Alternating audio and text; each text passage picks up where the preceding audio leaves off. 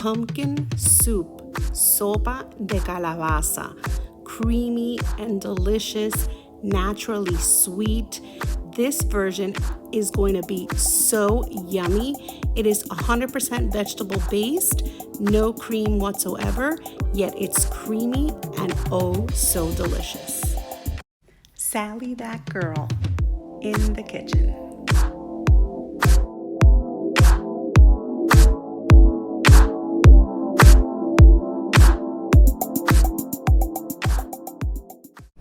Hi everyone, and welcome to another episode of Sally That Girl in the Kitchen. In today's episode, I'm going to teach you how to make pumpkin soup or sopa de calabaza. So some people like to call this in Spanish crema de calabaza, which translates into English as pumpkin cream, but I'm not going to call it crema de calabaza because I'm not going to be adding any cream to my soup. This is just going to be a vegetable based soup, and I'm going to use something a little different to help thicken it up a bit, and it's going to be super delicious, but it is still going to be vegetable based, and it is going to be yummy. And if you've watched my channel before, you may know that I have Cuban Jewish heritage. So I have Sephardic Turkish heritage, and then from there they went on to Cuba, and then from Cuba they came to the States. And I personally have lived in different countries too. I've lived in Venezuela and I've lived in Puerto Rico, besides of course the United States, which is where I call home. So I have had sopa de calabaza in many different forms from many different countries. And of course, growing up, my mom made it at home and it was super delicious and I always absolutely loved it. But while living on the island of Puerto Rico, I learned that they serve it there with a little bit of cilantro on top. And I find that super delicious. It really just elevates those flavors. And of course, you can drizzle your favorite finishing oil on top, which I'm gonna do because of course I've made this yummy spicy oil, and I will be sure to put the link to that oil in the description of this video in case you want to make some yourself and you got inspired, because really it gives it just a little special kick. Regardless, I am super excited to teach you how to make this.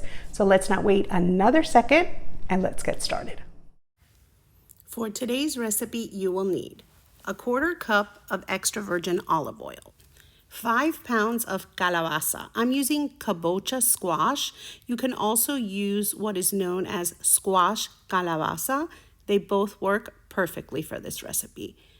This weight, of course, is when the calabaza, the pumpkin, is unpeeled and still with seeds. 2 small russet potatoes. This is what we're going to be using to thicken our soup since we're not going to be adding any cream.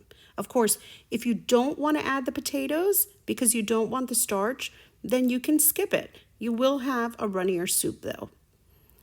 You'll also need 2 carrots, 2 small yellow onions, 2 cloves of garlic, 1 teaspoon of salt, a 1/4 teaspoon of ground black pepper, 32 ounces of unsalted vegetable stock. Plus, you may want to have some more on hand if you decide you want to thin out your soup a bit, because this is a pretty thick and hearty soup.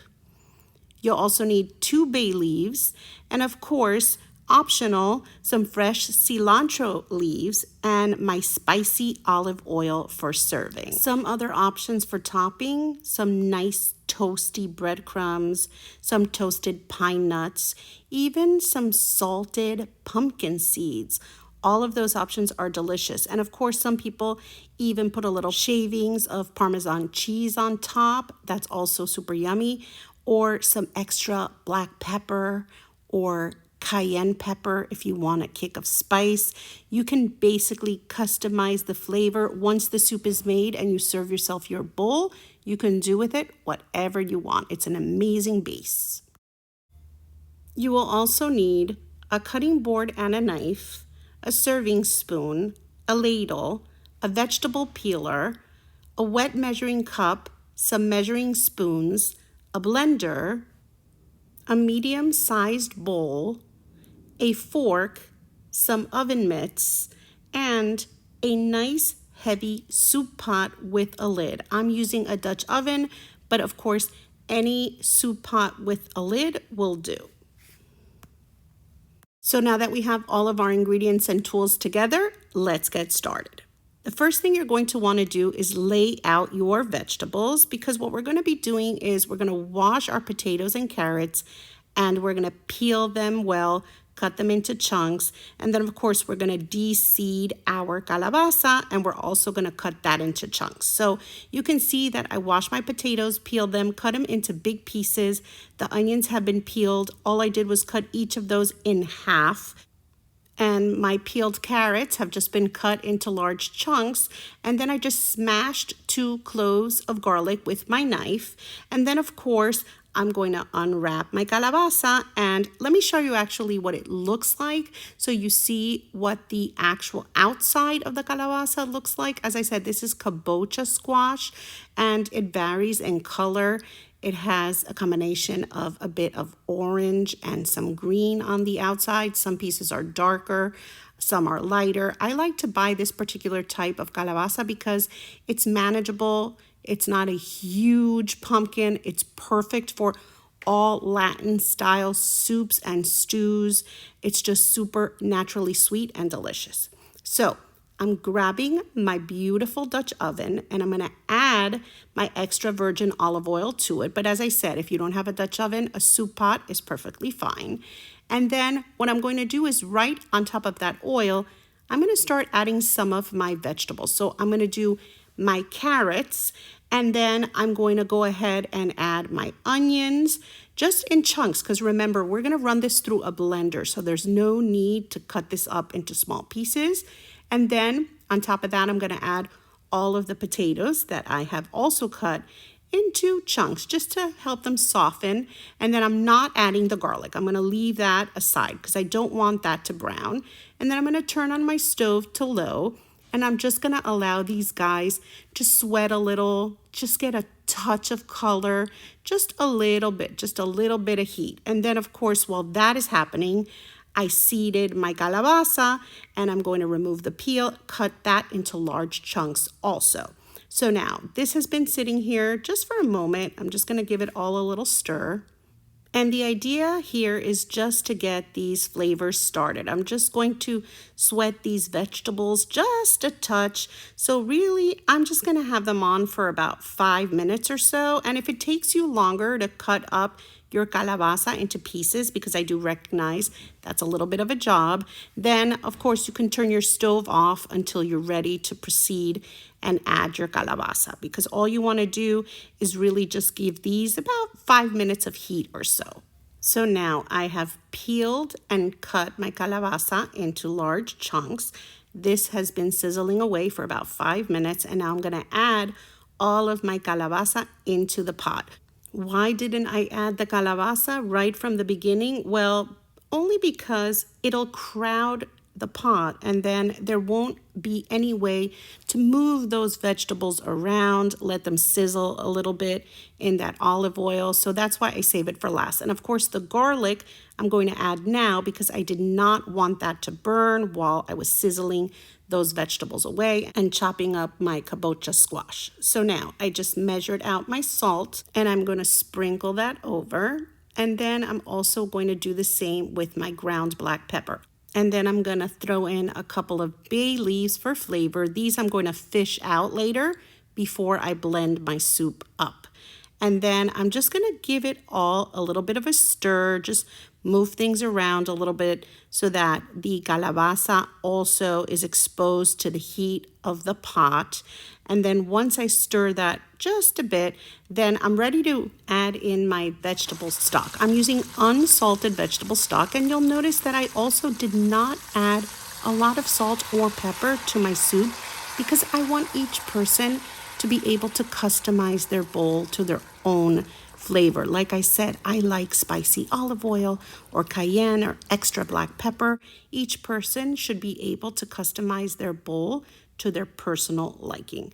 So I'm adding 32 ounces, but as I said, if you want to have more on hand, after we blend the soup, if you find it a little thick, then you heat up a little more stock and then you add it in and you can thin it out to your personal liking. You could, of course, even do that with some water, but I prefer to thin it out with vegetable stock if I need to thin it out a bit.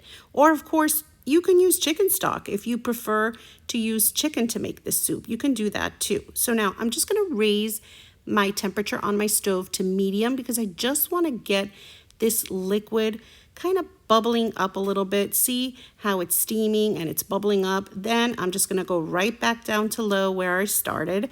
And then I'm going to go ahead and I'm going to give this just another little stir now that I've given it a chance to start bubbling up. I'm just kind of moving things around. I just want to make sure that all of that beautiful pumpkin is just partially submerged in the liquid. The steam is going to really help soften this pumpkin. So what I like to do is for the first few minutes of cooking, maybe the first 4-5 minutes or so, I put the lid on and I keep that steam inside. I just keep it from escaping. Then I come in, I uncover my pot, and then I just give it another little stir. So what I'm going to do is when I put my lid back on my soup, now I'm going to allow that steam to vent just a little, because that way, of course, you avoid overboiling, you avoid soup just coming down the sides of your pot. Nobody wants that. So by venting the lid just a little bit, then we avoid that, and there's still enough beautiful steam and enough liquid in there to soften our beautiful pumpkin. It's going to be perfect. So all I do is I just leave a little slit to allow that steam to vent just a touch, and then I'm going to allow this to cook. So I'm going to come in maybe once during the process and just check on my soup, make sure that nothing is sticking to the bottom. I just come in, I remove the lid. Of course, I used my mitt because my lid is hot.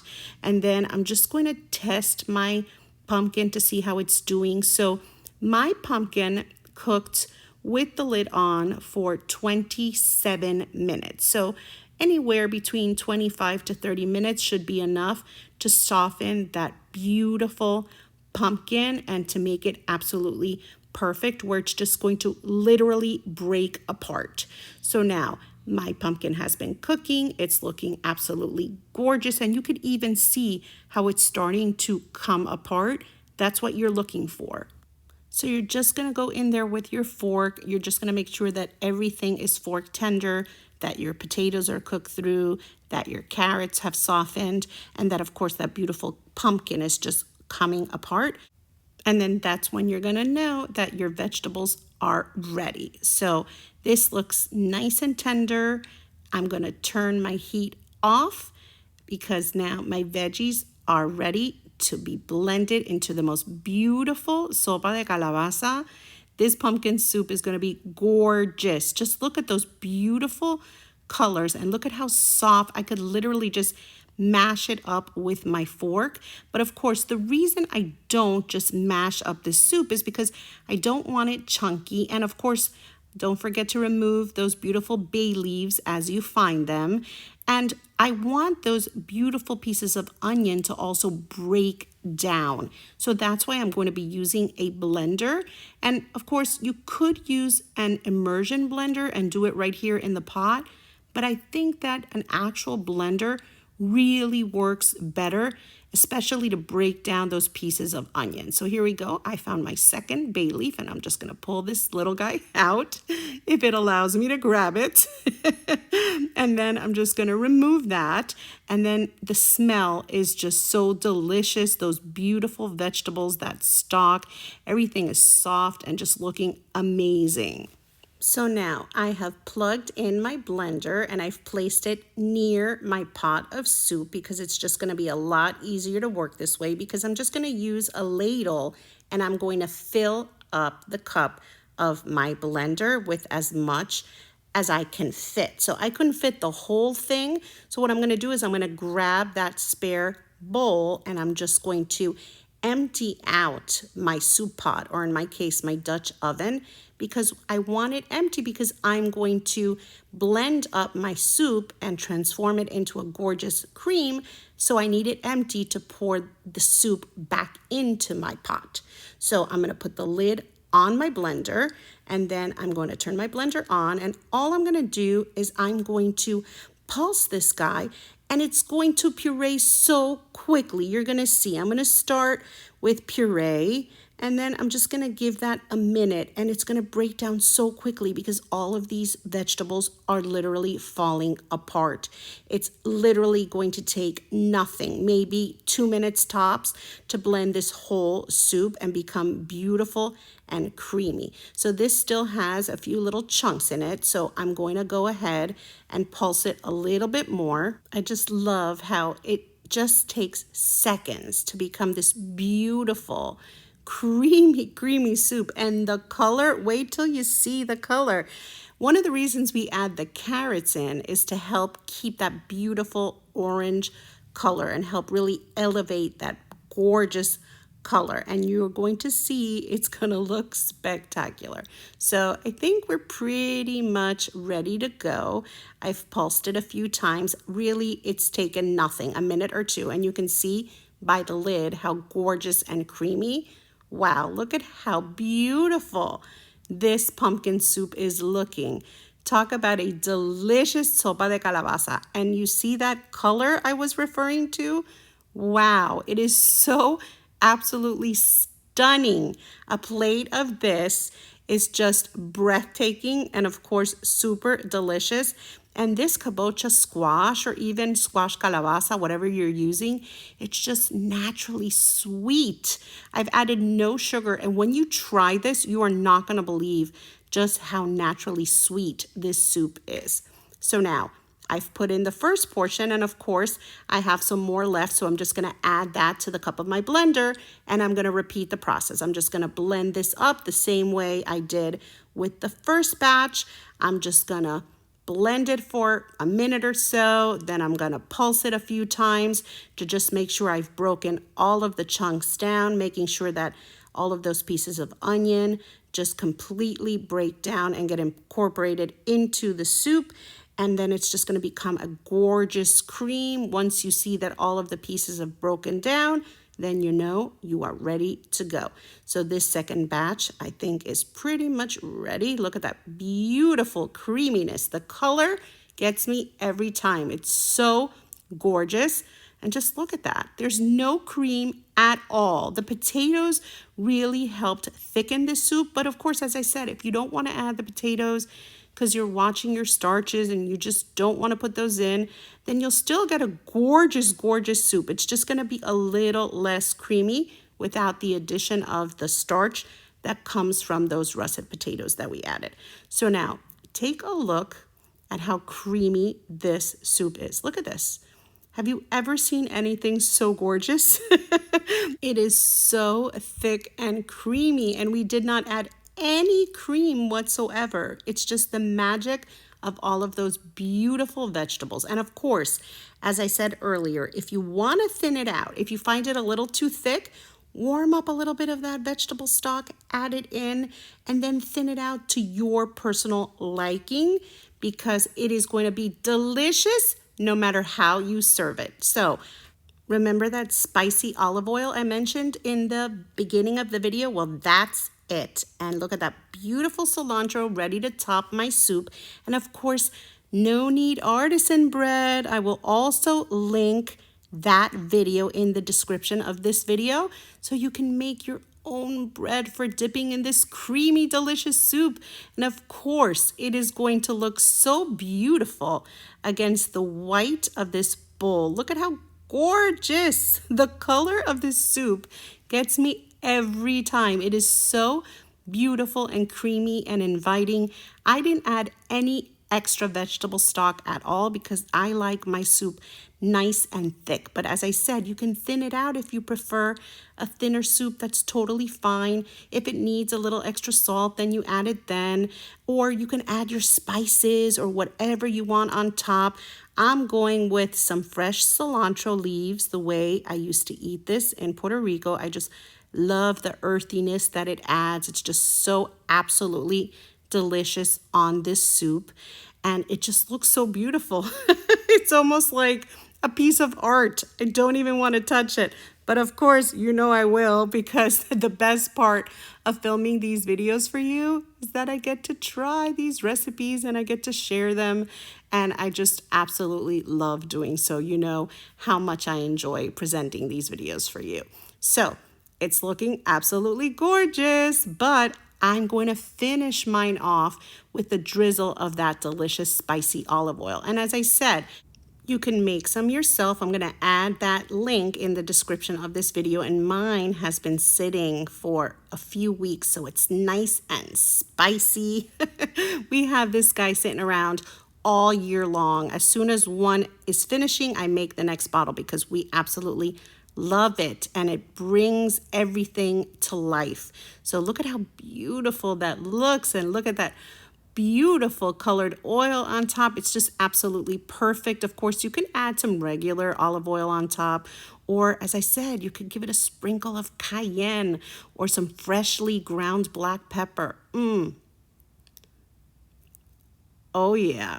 This is perfect. It's so crazy creamy. I absolutely love it. And that little pop that it gets from that olive oil that I drizzled on top. Wow, wow, wow. And then I'm just going to stir these little cilantro leaves in because I definitely want to grab some of that. Oh my. So good. It's so perfect. I absolutely love this soup. It's creamy, so delicious. Everyone will love it. It's super yummy. So crazy good. And it's so crazy that it's so naturally sweet, but it plays off so well with the earthiness of the cilantro leaves or just a little spice. It goes great. With everything. It's just super tasty, super creamy. And the best part is, as I said, customize it. Crack some pepper on top, add some cayenne, give it a drizzle of whatever. So tasty. You can even give it a drizzle of cream, whatever you prefer. It's your soup after all, but this is my favorite. Dunking in a chunk of delicious, fresh, no-knead bread. Wow, wow, wow. This is one that I made without any add-ins. No olives, no cheese, just the plain no-knead bread. So tasty. A perfect lunch or dinner. Yum. So how yummy does this soup look? It is by far one of my favorite soups. It's warm and silky and hearty and just super inviting, and it's perfect for dipping a crusty bread into, and that flavor is just wow, wow, wow. I have no doubt you are going to love it. Trust me. No, better yet, don't trust me. You're going to have to try to make this recipe yourself. And of course, if you've enjoyed today's recipe, don't forget to give me a little like, write a sweet comment, or share it with your friends. Thank you so much when you do that. I really appreciate it so much. And more than anything, thank you so much for watching. I really appreciate you indulging me and so many of you writing to me and actually making my recipes. Thank you, thank you, thank you. I love hearing from you, and I love when you do that. And how do I hear from you? Well, if you're not already following me on social media, you can follow Sally That Girl in the Kitchen on Facebook, Instagram, and on Pinterest. And you can also follow me as Sally That Girl FL on Twitter, Snapchat, and on TikTok. And of course, if you're not already subscribed to Sally That Girl in the Kitchen on YouTube, which I can't even imagine why that would be the case, then of course, don't forget to subscribe and to touch that little notification bell so that you get notified every time I put up a new delicious video recipe, which I do all of the time. I put out a recipe at least once a week, and I've been doing this for a long time. So there are a ton of recipes. If you go over to my video tab and explore under that tab, you're gonna find a ton of recipes there. And of course, you can travel over to where it says playlist, and they're broken down: appetizers, soups, desserts, breads, Sephardic Turkish dishes. There are all kinds of different playlists there, challahs. I've got all kinds of stuff. And of course, yummy no-knead artisan bread, which is perfect for dipping into this soup. Anyway, I'm just really excited to share all my passion with all these amazing recipes from around the world with you. So make sure to check them all out. Thank you so much for watching, and I'll see you next time. Sally that girl in the kitchen.